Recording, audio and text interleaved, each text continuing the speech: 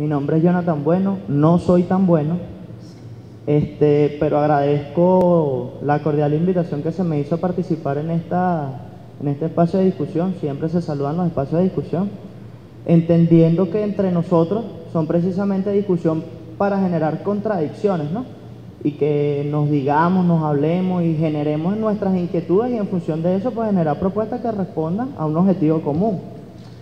Insisto, muchas gracias por la invitación. He asistido a muchísimas discusiones y actividades de este tipo. Generalmente se habla siempre del trasfondo político, económico y social que hay dentro de la universidad, y posteriormente se tocan aspectos quizás que yo denomino la cara visible, como por ejemplo la democratización de los espacios universitarios, lo que es la masificación de la educación, etcétera, etcétera.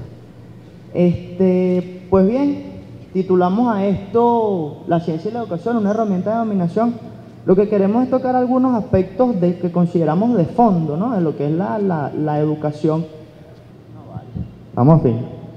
Y bueno, evaluarnos algunas situaciones y algunos de los aspectos que hemos nosotros tenido durante estos últimos años, sobre todo estos últimos 2 o 3 trimestres.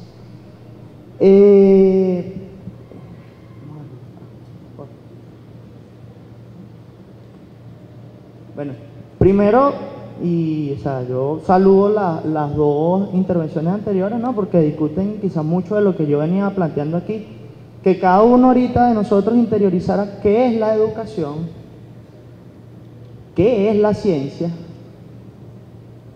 cuáles son sus principales características y pues qué factores la determinan, ¿no? O sea, un poco para interiorizar realmente qué concebimos nosotros como educación. Yo colocaba este texto aquí del compañero Rodríguez, pero me permito, como el tiempo es corto, leer solo las últimas líneas. Así, lo que hoy conocemos como ciencia es el producto de cientos de años de transformaciones sociales y lucha por resolver problemas experimentales. Eso está dentro de todo un contexto, ¿no? Pero va con lo que señalaban los profesores, y es que la educación siempre ha respondido a un modelo o a un parámetro social. La educación tal como la concebimos hoy no salió de un boom y un estallido, sino que viene como resultado de muchas transformaciones, de muchos procesos que se han nombrado aquí, el proceso de iluminación, el romanticismo, el positivismo, hasta las teorías de Bertalanffy, que nos habla de la teoría del sistema, de la comunicación en redes, de la educación como una red. ¿Ves? Entonces, lo importante, el mensaje que quiero dejar con esto es que la educación, tal como la concebimos, no es algo que surgió de la nada y que siempre, históricamente, desde que surge como educación formal de aquellos griegos que con sus métodos científicos y todo esto, ha respondido siempre a una lógica, a una clase, a un sistema y a un modo de producción. La educación como una herramienta que sustenta un modo de producción determinado. Y bueno, citamos aquí al compita, a Marx, ¿no? Que él nos habla, bueno, que en el modo de producción están las fuerzas productivas y las relaciones de producción, entendiendo por la fuerza o factores de producción, tierra, capital, trabajo, ciencia y tecnología la incluimos allí. Y es con la ciencia y la tecnología donde grandes corporaciones han pasado por encima de los estados y ejercen un dominio. Y un claro ejemplo, como agrónomos lo sabemos, es por ejemplo el caso de la semilla. Hay un compa que fue ganador del premio Nobel y él decía: tú controlas el petróleo y controlas los gobiernos, controlas el alimento y controlas los pueblos. Y las grandes empresas, las grandes corporaciones que tienen una economía global, que sustentan sus modos de educación en función de sus intereses, lo han sabido hacer y han dominado a través de ellos. Se crean esas superestructuras, corporaciones, estados que responden, insisto, al modelo productivo. En este caso, pues hablamos del modelo de producción capitalista. ¿Para qué? Para reproducir un sistema social donde una minoría se beneficia de la fuerza de trabajo y de las grandes mayorías, como por ejemplo lo vemos allí. Entonces, ¿de qué sirve la educación? Sirve pues como una herramienta para la reproducción sociopolítica y cultural, ¿cierto? Si estamos de acuerdo con eso, vamos excelentemente bien. Siguiente, por favor. Y bueno, colocaba eso allí porque siempre la religión ha servido pues como precisamente eso, pues una herramienta de dominación, y que, insisto, antes hablábamos de educación eclesiástica, había un gran dominio de la iglesia en la educación, al punto que nuestra primera universidad se llamó Real y Pontificia Universidad de Caracas, antes Colegio de Santa Rosa de Lima, si no me equivoco. Y bueno, así ha sucedido en todo el mundo. Pues, ¿de dónde vino la reforma de Córdoba? Vino como un movimiento crítico contrahegemónico a esa casta dominante que había, que además influenciado por el positivismo, ¿no? Entonces, bueno, la educación y la religión siempre tuvo un gran peso sobre la educación, y que pues eso, con el paradigma positivista y con las grandes transformaciones sociales, la revolución industrial, etcétera, etcétera, se han dado, pues ha ido cambiando al punto que hoy hablamos de la búsqueda de la verdad. Bueno, este señor que está aquí, yo lo colocaba porque creo que es la base fundamental de lo que es la educación en el sistema capitalista. Fíjense que él dice: sin inconvenientes se pueden separar las grandes escuelas o populares de las pequeñas escuelas para ricos y la pequeña burguesía, porque es muy grande la diferencia de hábitos y de condición entre las clases a las cuales van destinadas.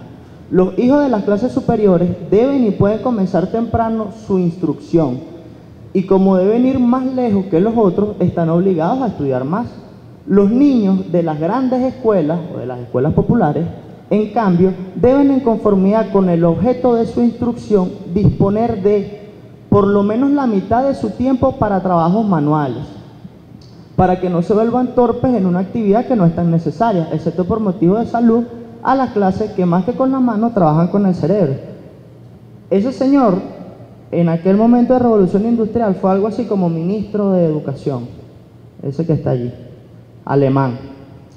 Y yo creo que esto refleja mucho, ¿no?, de lo que vienen señalando los profesores y de lo que nosotros día a día discutimos, y que creo que es uno de los puntos que toca la masificación de la educación, ¿no? Bueno, escuelas donde la mayoría accedan al conocimiento y a la formación. Es la educación un mecanismo de mantenimiento de un determinado orden establecido en beneficio de un sector social dominante. Pues en todas las épocas y en todos los países, por una típica distribución de los beneficios, la educación otorga a los poderosos instrumentos de manipulación social. Y quizás no quisiera ser reiterativo en este discurso, pero considero que es muy importante, porque me ha preocupado mucho, ¿no?, que cuando hablamos de la transformación universitaria, siempre tocamos puntos, ¿no? Bueno, la masificación de la universidad. Cierto, es importante que la mayoría del pueblo acceda a la educación, pero ¿bajo qué contexto y bajo qué modelo? Bajo un modelo que sigue reproduciendo la lógica del capital para seguir beneficiando a una minoría dominante. Ciencia, sí, es importante que todos practiquemos la ciencia, pero ¿qué tipo de ciencia? ¿Hacia qué responde esa ciencia? Creo que todos aquí nos lo hemos planteado esas interrogantes, y hay que ser críticos en esto. Pues tenemos instituciones que, como bien señaló la profe, han destinado cuantiosas sumas de dinero en pro de la investigación, de la emancipación y de la educación. ¿Dónde están esos proyectos? Por ejemplo, el FONACYT. ¿Cuánto tiempo tiene el FONACYT? ¿Y a dónde va y en qué contexto se dirige la investigación que se promociona con el FONACYT? A mí me causa mucha curiosidad una compañera, una profesora de agronomía, que ella metió un proyecto de investigación bien fragmentado. Estudio de la acetilreductasa del mínimo ferroxi no sé qué en arroz de maleza para beneficiar a las comunidades. Y le dieron una cantidad de dinero, solo por poner, para beneficiar a unas comunidades arroceras, que además son de los que más dinero tienen, porque no son ni pequeños productores. Entonces, ¿qué pasa? ¿Qué es lo que yo creo que lo considera mucho de los compañeros que nosotros hemos discutido? Que a pesar de los grandes logros que hemos tenido, y que ha tenido la revolución, la masificación de la educación, etcétera, etcétera, tenemos que realmente dar un discurso de fondo, y más allá de masificar, ver qué estamos masificando. si estamos realmente creando revolución, si estamos realmente haciendo crítica para darle palo al modelo que nos está dominando, o sencillamente a través de las masificaciones estamos reproduciendo el modelo que queremos destruir. Y que lamentablemente, y creo que más o menos tocó ese punto el profesor, las instituciones, por cuestiones políticas, burocráticas, en su lógica reproducen lo que se supone debemos destruir. Entonces, insisto, y por eso colocaba ahí el planteamiento que hacía el compa Marco, de que hay unos factores de producción, hay una superestructura dentro de la cual nosotros consideramos está la universidad, que reproduce un modelo. La cuestión es que nosotros como base, más allá de discutir el contexto político y social en el cual nos desenvolvemos, hablamos de una economía globalizada, los profesores hicieron una gran intervención respecto a eso, no hemos discutido el cómo realmente con esos movimientos sociales, con esos movimientos de base, nosotros hacemos, qué hacer, como decía Lenin. Ya tenemos un planteamiento ideológico, que de hecho en todas las discusiones cuando se hicieron previo a la vetada ley, bueno, creo que nunca llegué a discutir el Estado docente. En todas las discusiones que estuve nunca se habló de Estado docente. Siempre las conversaciones iban más o menos por este tono, a discutir el modelo hegemónico de educación. Y cuando sale la ley, todos sí, bueno, apoyamos la ley, el Estado docente, y salió el camarada Chávez, no, esa ley está vetada, bueno, lo dijo el camarada Chávez. Entonces eso refleja una gran debilidad de nosotros como base, que no discutimos qué es lo que queremos, cuál es realmente el modelo universitario, el modelo educativo que queremos. Y ante nuestra, digamos, nuestra falta de sincerar esos puntos, pues pasó lo que pasó.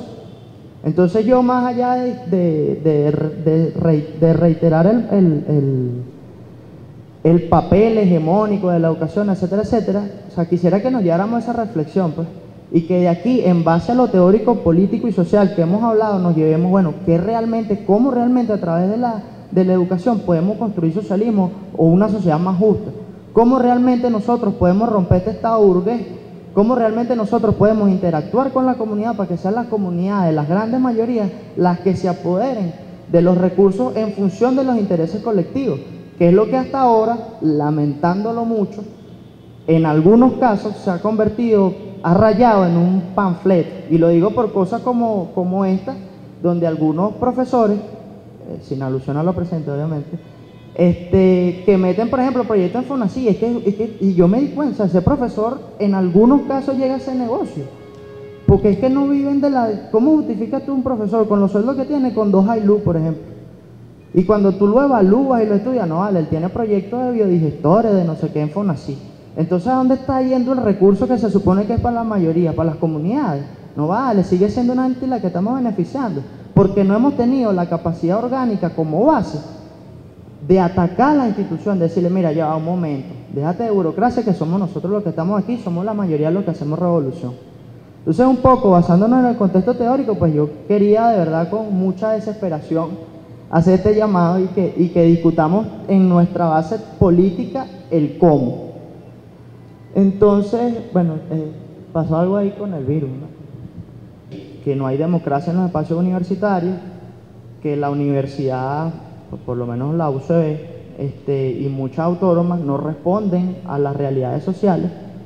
Entonces ellos hacían esa crítica. Yo le preguntaba, bueno, ¿por qué consideramos nosotros que eso ocurre? ¿Cuál es el trasfondo político? Y insisto, y es que estas grandes organizaciones mundiales tienen sus herramientas de dominación. Por ejemplo,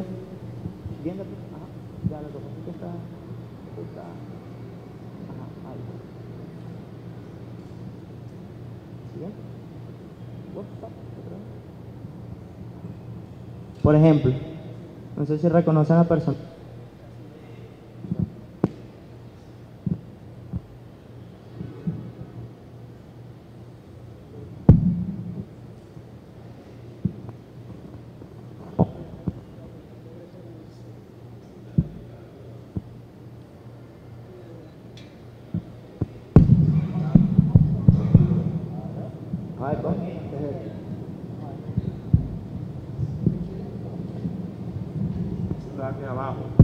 No, yo lo sí. Vamos a darle con este para ver. Ajá. Bueno, Banco Mundial financia proyectos para desarrollo, incluido el combate a la pobreza, salud, educación, fortalecimiento institucional, infraestructura y medio ambiente. Fondo Monetario Internacional, entre otras cosas, condiciona sus líneas de crédito al cumplimiento de políticas de descentralización. Esto cumple también para la educación, ya le damos un ejemplo.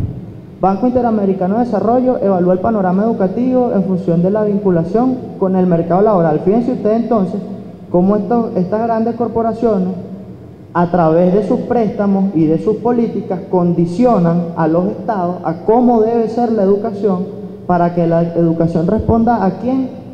Vinculación con el mercado laboral. Aquí no hablamos de una educación con pertinencia social, que esté vinculada con las realidades locales, nada de eso. Tejido económico, educa para que fortalezca la empresa privada y nosotros generamos empleo a través de la fuerza de trabajo y todos vivimos felices. Aunque moramos de hambre, ¿estamos ahorita en cuánto? 1.000 millones, 920 millones de hambrientos. Siguiente, profesor. ¿Otra? Este es un pequeño ejemplo, yo lo extraje de esta cita, todas están ahí en digital. La educación es un rol atendido por el Banco Mundial. Casi la tercera parte de los programas financiados actualmente en México, casi el 31%, corresponden a ese sector y se enfocan a nivel básico e introducen en ella los criterios de mercado como eficiencia y competitividad. Entonces, yo recuerdo un texto de Carlos Lang que decían la Universidad Colonial. ¿De dónde vienen los conceptos de competencia, eficiencia y eficacia? No son propios del mercado laboral, y eso es lo que nos enseñan a nosotros desde pequeños, ¿no? Entonces, bueno, eso no es algo, no es un hecho aislado, es una gran lógica y unas grandes teorías que Milton Friedman y todos estos compas dueños del mundo y del Banco Mundial han sabido ejecutar en los países a través del dinero. Para la educación superior se tiene como principal reto la integración a la economía del conocimiento. Ahora no hablamos solo de cuantificar conocimiento, sino de que sea el conocimiento utilizado con fines económicos a sectores privados, ¿no? Creo que todo eso ya bien lo tenemos claro. Bueno, la OCDE, no recuerdo ahorita las siglas, pero lo que sí es importante es que ella agrupa grandes países industrializados y ellos lo que hicieron fue que llegaron y dijeron, mira, tenemos que hacer un modelo estándar de evaluación y ese modelo estándar se va a aplicar para el ingreso a todas nuestras universidades y con eso se tiene que aplicar esa prueba, ese tipo de evaluación y así las personas más capacitadas accederán al conocimiento para que respondan a nuestra lógica. Así de descarado lo hacen, así de descarado lo han hecho. Y ahí es donde viene lo que comentaban los profesores y lo que muchos de nosotros sabemos, que es que, bueno, la educación sencillamente responde a unas minorías, los que pueden acceder, porque son los que las grandes corporaciones, los de allá arriba, controlan y dicen discrecionalmente tú sí y tú no. Un ejemplo de ello, lo veremos más adelante. Estos son unos compañeros que hicieron un estudio de quién tenía más probabilidad, según su origen social, de acceder a la educación superior. Esto no fue aquí en Venezuela, esto fue en Europa. Pero fíjense cómo, por ejemplo, los agricultores, los obreros y empleados siempre tienen las menores probabilidades de acceder a la educación superior, siendo los industriales, profesores liberales y superiores, los patronos de comercio, los que acceden a la educación. Y eso no es un hecho aislado, es un hecho global. Entonces, por eso la desesperación de muchos de nosotros cuando hablamos de la educación, no solo con masificar, sino que esa minoría que entra a la educación son la élite que continúa reproduciendo ese sistema. Y si nosotros, como venezolanos y como movimientos populares, no combatimos eso, sino que masificamos para seguir reproduciendo el modelo capital, pues sencillamente estamos dando pataleada de ahogado, varando en el mar, ¿no? Y es una alerta, que no solo la educación básica o instituciones superiores, sino todo el sistema de investigaciones, cómo se administran esos recursos. Bueno, el compa Freire, que decía, En sociedades cuya dinámica estructural conduce a la dominación de las conciencias, la pedagogía dominante es la pedagogía de la clase dominante. Los métodos de opresión no pueden contradictoriamente servir a la liberación del oprimido. Y con esto lo que queremos decir es que no podemos combatir las herramientas del capital con su misma lógica. Tenemos necesariamente que hacer la vanguardia de base que supere ese sistema y que lo rompa definitivamente. Bueno, esto a manera de ver un poquito más allá la cosa. Todo acto educativo es un acto político, el compra Freire. Y entonces aquí voy, en el cuadrito que señalábamos antes. Para muchos de los estudiantes que hemos discutido todo este proceso, hablamos de una superestructura de poder que se llama universidad o sistema educativo y que entra o reproduce ciencia y tecnología, que es una de los elementos de las fuerzas productivas y que constituye a su vez el modo de producción, en este caso el modo de producción del capital. Entonces, ¿qué tenemos? Pues tenemos un Estado, tenemos un sector privado, ambos inciden en la universidad de alguna u otra manera. Sin embargo, la universidad con su extensión, docencia e investigación, si hacemos un pequeño análisis y creo que lo hizo la profesora, pues hacia dónde iba la extensión y cuál era el enfoque realmente de esa extensión. Yo vinculo esto con lo que hacía el profe señalaba de rescatar conocimientos, que tenemos que rescatar nuestra cultura. Y es bien interesante esto porque fíjense cómo es arma de doble filo. La extensión ha servido incluso para plagiar y robar conocimiento de la manera más burda. Cosas como esta, se hizo un estudio en Amazonas donde una etnia indígena clasificaba a los huachacos y las hormigas en su idioma, en su dialecto. Ellos clasificaron 24 especies distintas de huachacos, con su conocimiento, con sus nombres, sin ningún método científico, sino con lo que ellos tienen. Y fueron profesores de entomología a hacer un estudio de eso y determinaron 25 especies, una más. Fíjense el nivel de detalle de los compas, de su conocimiento, de su nivel empírico, cómo ellos saben lo que hacen, pero vino la academia, toma esos conocimientos, los mete en una nomenclatura y eso es lo que vale. Entonces el indio es un torpe, él no tiene conocimiento científico, pero nosotros lo validamos porque tenemos la potestad de validar como academia y le ponemos nuestro nombre y nuestra lógica, obviando los conocimientos ancestrales que hay allí. Eso pasa también en el campo agrícola con las semillas, con los manejos que se hacen. Entonces llega la academia y dice, no, eso es ¿cómo fue la última que me enteré, chico? Un banco de proteína. No, nosotros estamos diseñando bancos de proteína y cuando tú evalúas que es un banco de proteína y te vas para allá, para Guardatinaja, para Surger Agua, lo que ves son un montón de productores que con su lógica y con sus herramientas pues hacían parcelas con especies distintas de pasto y hacían un manejo que ahora le llamamos silvopastoril.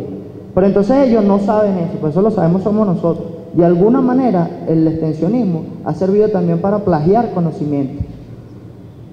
Me apuro.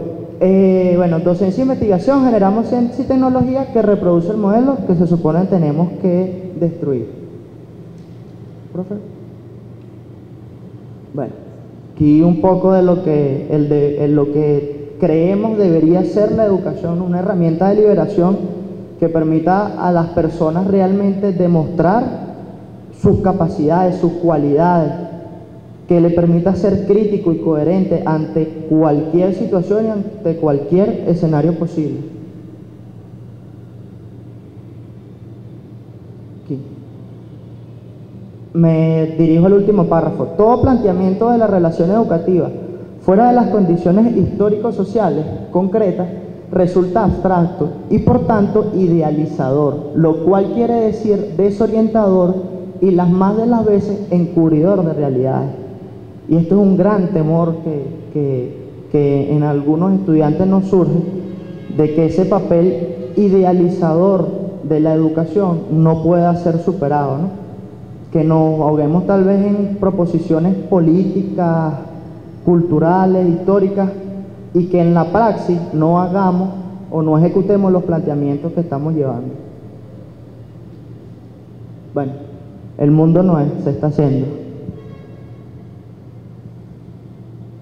Y finalmente, pues el llamado que desde la Facultad de Agronomía y muchos estudiantes que hemos discutido esto es, ya sabemos el contexto cultural, político que tenemos, sabemos por qué debemos cambiar el modelo universitario, pero lo que creo donde realmente debemos centrar ahora, en este momento histórico, nuestros esfuerzos es en qué queremos, cuál es la universidad que queremos, tomando en cuenta que además tenemos todos los recursos que nunca antes tuvimos. Por ejemplo, el movimiento de renovación solo tenía ideas y vanguardia, llevaron plomo y cerraron la universidad 2 años. Y nosotros tenemos unas cuantas herramientas como sentarnos a discutirnos aquí que no nos caigan a plomo, y creo que deberíamos también profundizar más en qué tipo de universidad queremos. Si hablamos de participación de la comunidad universitaria donde se integren los obreros, estoy de acuerdo. Ahora, si me hablan de que va a ser un consejo universitario con 15 profesores que tienen voto, con 3 estudiantes y 2 obreros, estoy en desacuerdo, porque sigue siendo democracia representativa, y eso realmente no representan o no manifiestan los intereses de la mayoría. Si hablamos de, por ejemplo, ¿qué se necesita para ser presidente de la República? Tener más de 40 años y postularte. ¿Qué es un rector? ¿Un cargo político o un cargo administrativo? ¿Por qué tienes que ser doctor necesariamente para ser profesor? Entonces hay cosas, contradicciones que tenemos que siento la necesidad de que las discutamos y que las agudicemos y profundicemos. Si realmente en el seno de la educación creemos en los consejos estudiantiles, ¿cómo vamos a hacer esos consejos estudiantiles que todavía no tienen un reglamento? Si realmente consideramos prudente que reciban financiamiento, ¿será prudente eso, que estudiantes de tercer, cuarto semestre se dediquen también a labores administrativas? Son cosas que tenemos y que está en la Ley Orgánica de Educación. Entonces, más allá del contexto político, el llamado es a que nos vayamos de aquí, y reflexionemos y discutamos en este espacio qué queremos y cómo lo encontramos. Espero no haberlo fastidiado mucho. Gracias por la invitación.